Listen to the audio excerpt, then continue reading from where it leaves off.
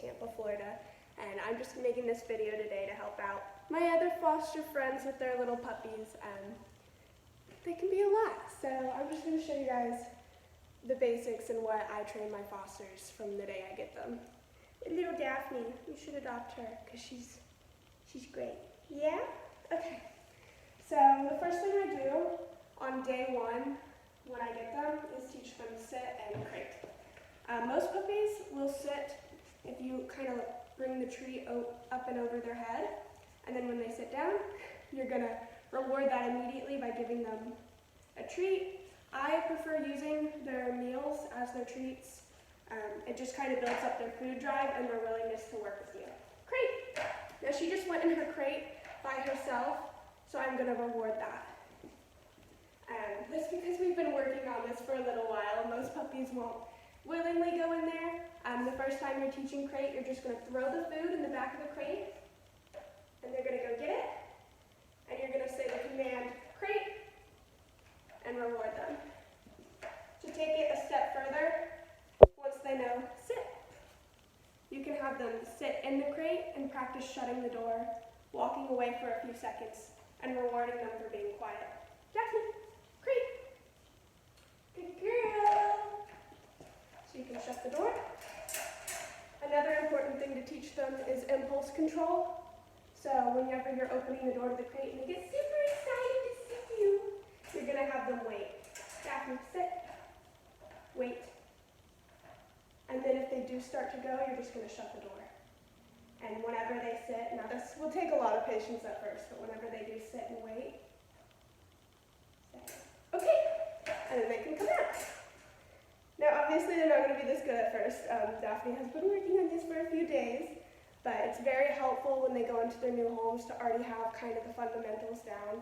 It helps out their adopters a lot, and it always increases their chances that they will stay with that home. So training is very important for your puppies. Another good thing to teach, sit.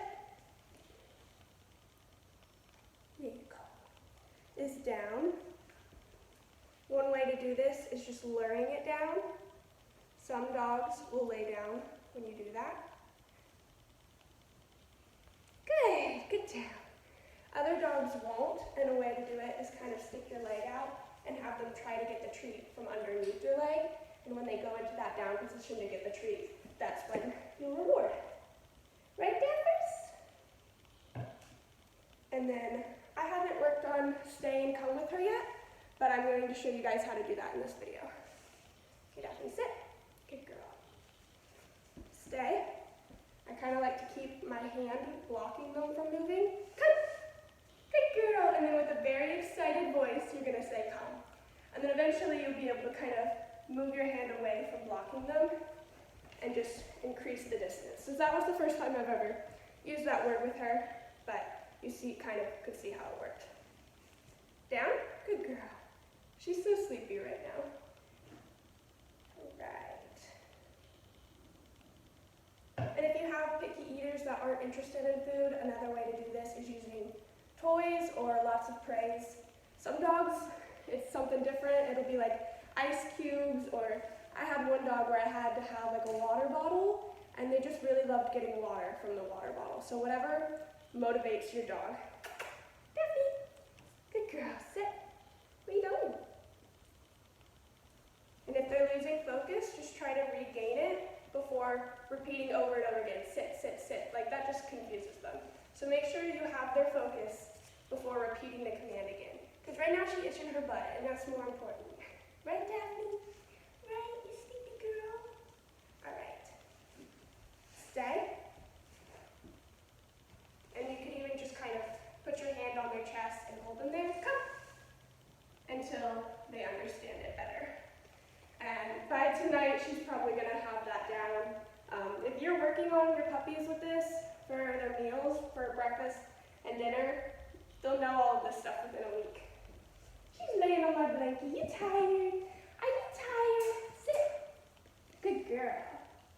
Another thing I haven't worked on with her yet is leash walking, because she just got vaccinated. So if you are fostering a puppy that hasn't had all their shots yet, they they should not be going on walks. That is very dangerous for them. They could get parvo, distemper, those are fatal.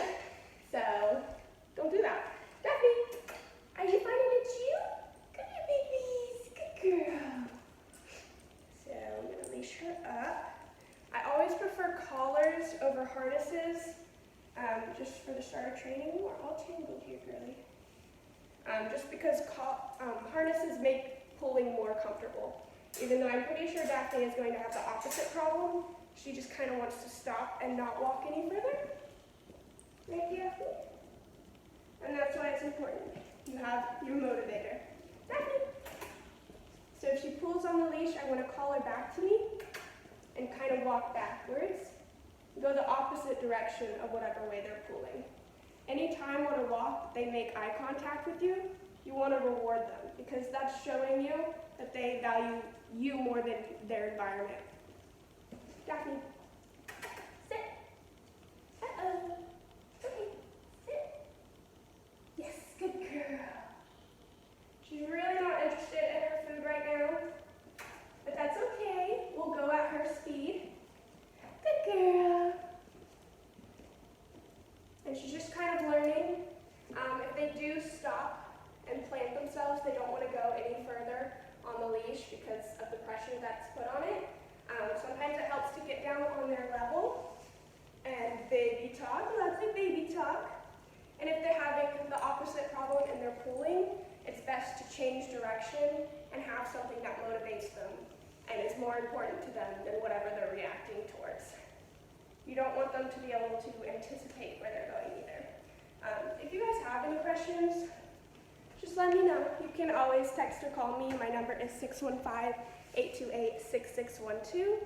And maybe I can take some better videos when she didn't just wake up from her nap.